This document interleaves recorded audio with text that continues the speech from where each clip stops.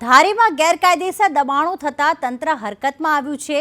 Demolition બાદ ફરી ગેરકાયદેસર દબાણો વધ્યા છે।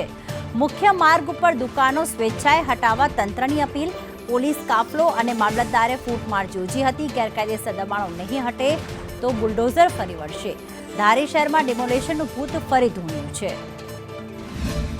તાલુકા વહીવટી તંત્ર, મામલતદાર કચેરી, પોલીસ સ્ટાફ, એએસપી સાહેબ, પીઆઈ સાહેબ ધારી, પ્રાંત સાહેબ તેમજ ટીડીઓ સાહેબ અને અન્ય તાલુકાના તમામ સ્ટાફ દ્વારા તાલુકા ધારી ગ્રામ પંચાયત વિસ્તારમાં જે કોઈ પણ અનધિકૃત દબાણો આવેલા છે એ લોકોને દબાણ દૂર કરવા માટે અત્રેથી જણાવવામાં આવે છે। ના, રેગ્યુલર જે દબાણ તો હતા જ તે પહેલેથી, અને આની પહેલાં પણ નોટિસ આપેલી છે। અગાઉ પણ 3-4 વાર રિક્ષાઓ ફેરવવામાં આવેલી છે। એ અનુસંધાને જ આ કાર્યવાહી કરવામાં આવેલી। ત્યાં પણ જે પણ દબાણધારકો છે તેમને સૂચના આપી દીધેલી છે અને એનો વૈકલ્પિક રસ્તો કાઢવાના તંત્ર દ્વારા પ્રયાસો કરવામાં આવી રહ્યા છે।